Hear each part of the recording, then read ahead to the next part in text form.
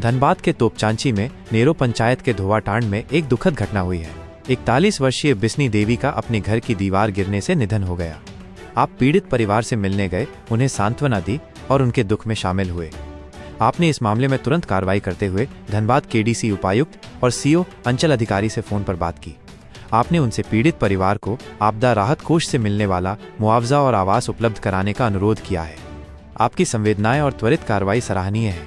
इस दुख की घड़ी में पीड़ित परिवार को आपका समर्थन एक बड़ी मदद है। कांग्रेस विधायक अंबा प्रसाद ने दुमका में हुई जादू महतो की मौत के बाद उनके परिवार से मुलाकात की है। जादू महतो की कथित तौर पर पीट कर हत्या कर दी गई थी।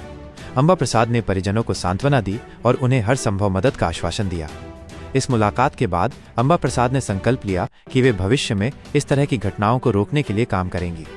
उन्होंने कहा कि वे ये सुनिश्चित करने का प्रयास करेंगी कि झारखंड में कोई भी व्यक्ति इस तरह के हिंसक कृत्य का शिकार न हो। इस घटना को लेकर स्थानीय लोगों और विभिन्न राजनीतिक दलों ने कड़ी प्रतिक्रिया व्यक्त की है। वे जादू महतो की मौत के दोषियों के खिलाफ सख्त कार्रवाई की मांग कर रहे हैं। इस मामले की पुलिस जांच जारी है और अधिकारियों ने दोषियों को जल्द गिरफ्तार करने का आश्वासन दिया है।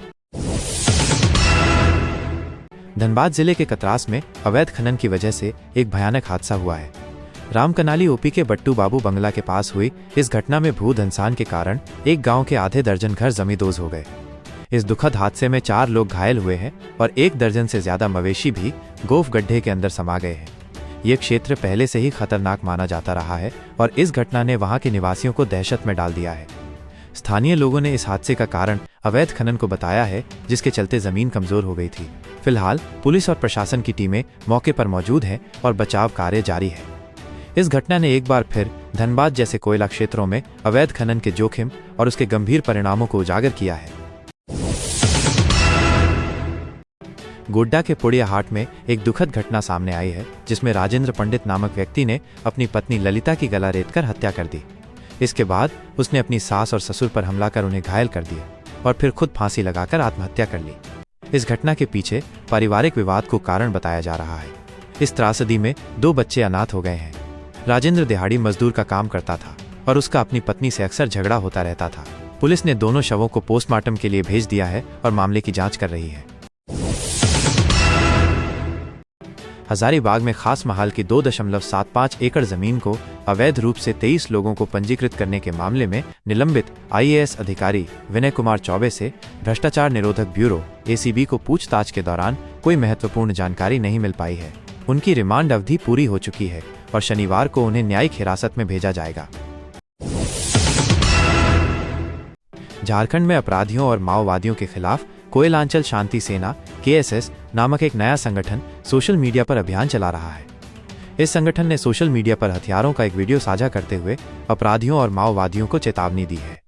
KSS की ओर से कुबेर नामक व्यक्ति ने यह पोस्ट करके सनसनी मचा दी है।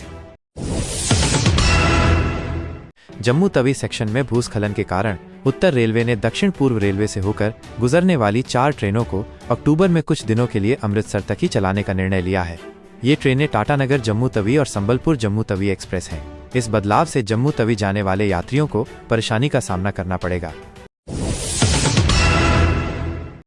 देवघर दुमका मार्ग पर जरदाहा टूल रूम के पास एक ऑटो और बाइक की टक्कर में नेपाल के एक कांवड़िया की मौत हो गई, जबकि 5 लोग घायल हो गए। मृतक की पहचान जोखन मंडल के रूप में हुई है। यह हादसा उस समय हुआ जब ऑटो सवार वासुकीनाथ में पूजा करके देवघर लौट रहे थे। तभी विपरीत दिशा से आ रही एक बाइक ने ऑटो को टक्कर मार दी। सभी घायलों को इलाज के लिए अस्पताल भेज दिया गया है। कोडरमा जिले में सरकारी स्कूलों के छात्र अब निजी स्कूलों की तरह फर्राटेदार अंग्रेजी बोल सकेंगे।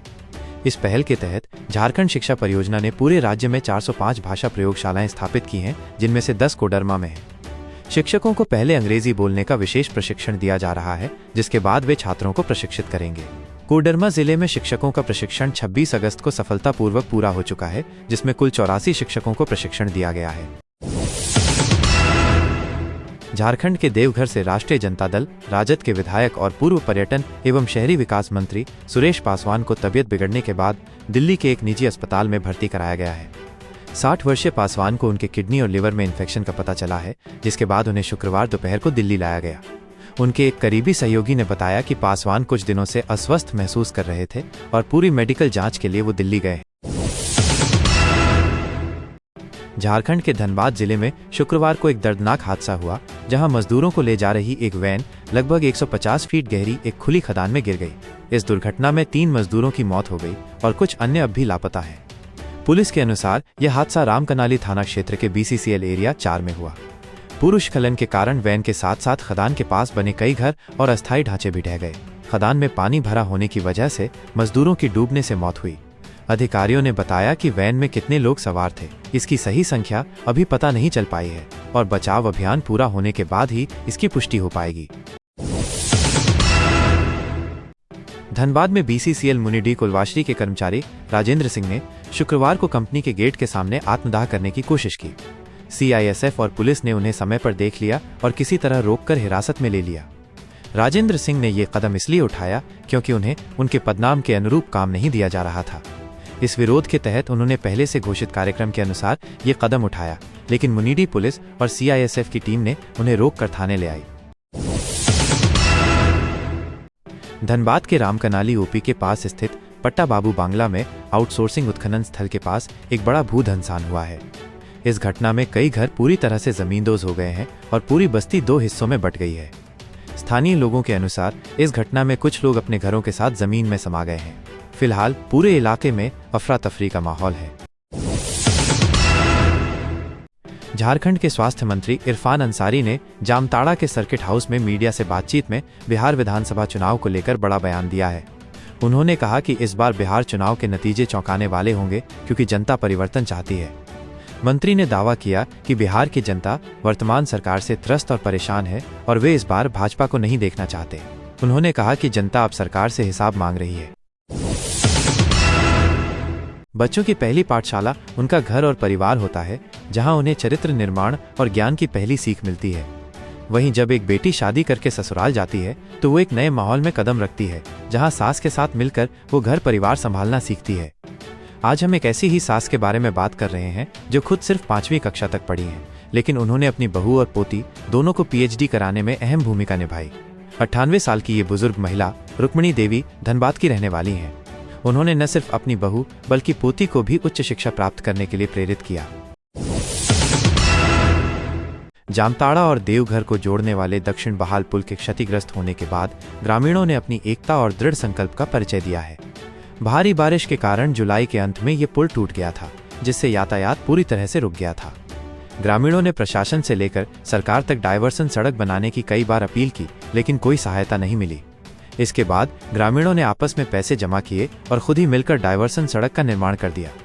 पुल टूटने के बाद प्रशासन ने किसी भी दुर्घटना से बचने के लिए आवाजाही पर रोक लगा दी थी। इससे ग्रामीणों को कई किलोमीटर घूमकर जाना पड़ रहा था, जिससे वे काफी परेशान थे। अंत में उन्होंने खुद ही इस समस्या का समाधान निकाला और एक वैकल्पिक रास्ता बना लिया। जैसे ही शहीद सुनील राम का पार्थिव शरीर गुरुवार को हैदरनगर पहुंचा, उनके अंतिम दर्शन के लिए लोगों की भारी भीड़ उमड़ पड़ी। महिला पुरुष बच्चे बूढ़े हर कोई अपने इस वीर सपूत की एक झलक पाने को आतुर था। जगह जगह लोगों ने फूल माला चढ़ाकर उन्हें भावभीनी श्रद्धांजलि दी।